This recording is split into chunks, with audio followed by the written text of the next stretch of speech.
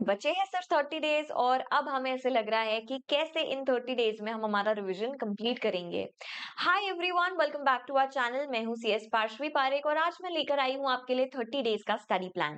कैसे आपको प्लान करना चाहिए। अगर ऐसे कोई स्टूडेंट्स है जो सिर्फ एक ही ग्रुप दे रहे हैं तो नाउ इज द टाइम कि जब आप आपका फर्स्ट रिविजन चालू कर सकते हैं।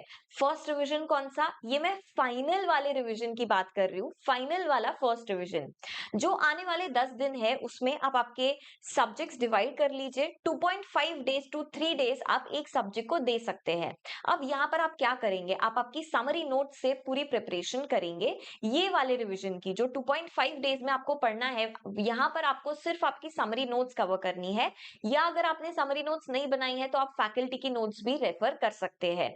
इसके बाद जब ये 10 दिन हो जाते हैं तो बाकी के जो बचे हुए 8 दिन है वहां पर आप करेंगे आपका सेकेंड रिवीजन। ये सेकेंड रिवीजन कैसे होगा, यहाँ पर आप सिर्फ हर एक सब्जेक्ट के अमेंडमेंट्स करेंगे, पास्ट एग्जाम पेपर्स करेंगे, उसके अंदर जो भी ऐसे इंपॉर्टेंट पॉइंटर्स है, इंपॉर्टेंट चैप्टर्स है, just the polishing of what you have already studied in the first revision, first final revision. तो ये 8 दिन को आप कैसे प्लान कर सकते हैं, यहाँ पर हर दिन हर सब्जेक्ट के लिए आपके पास 2 दिन होंगे।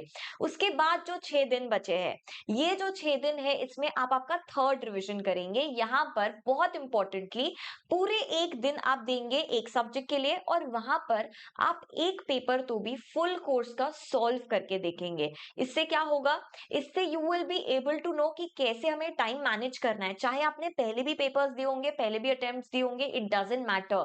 प्लीज आप मेरी ये एक बात अगर मानेंगे तो आई एम श्योर कि आपका 10 to 15 मार्क्स ज्यादा अच्छे से लिखना हो पाएगा और आपको ये समझ आएगा कि आप आंसर्स लिख भी पा रहे हो या नहीं। जो आपने अभी जो मेहनत की है वो आप एक्चुअल में can you right it down और नॉट। इसके बाद जो आने वाले 6 दिन है, अच्छा और एक चीज, अगर 6 नहीं भी जाते आपके ये वाले पेपर्स फुल कोर्स वाले तो टेंशन मत लेना। इसका मतलब ये है कि अब आप तैयार हो और आप फाइनल में फोड़ कराओगे। नेक्स्ट जो 6 डेज है वो आप अपकमिंग पेपर्स के रिवीजन के लिए दे सकते हो। चलिए अब मैं बात करती हूँ बोथ ग्रुप वाले स्टूडेंट्स की। सो बोथ ग्रुप्स 30 डेज ऐसे लगता है दीदी कहाँ आ जाएंगे और कहाँ चले जाएंगे पता भी नहीं चलेगा, because that is the case. तो पहले जो 15 डेज है यहाँ पर आप आपकी फर्स्ट फाइनल रिवीजन करो। अब बिकॉज यू हैव 7 और 8 सब्जेक्ट्स एज द केस में बी, तो आप क्या कर सकते हो, 15 डेज को डिवाइड कर सकते हो 7 से and you will have 2 to 3 days on an average. कोई एक आध सब्जेक्ट है जो आपको डिफिकल्ट लगता है उसको आप 3 डेज दीजिए, बाकी के सब्जेक्ट 2 डेज 2.5 डेज में आपके हो जाने चाहिए। तो ऐसे करके ये फर्स्ट 15 डेज में आप आपका फर्स्ट रिवीजन कर सकते हैं। उसके बाद जो नेक्स्ट 10 डेज आते हैं यहाँ पर आप आपका सेकेंड रिवीजन करना चाहिए। ये जो फर्स्ट रिवीजन था this should be purely again from the summary notes, सिर्फ और सिर्फ समरी नोट्स, या फिर साथ में आप आपके फैकल्टी के नोट्स भी रेफर कर सकते हैं जिससे भी आपने पढ़ाई की होगी। सेकेंड रिवीजन में आप ज्यादा फोकस चार्ट्स पे करिएगा, सॉल्विंग पे करिएगा, प्रैक्टिस पे करिएगा।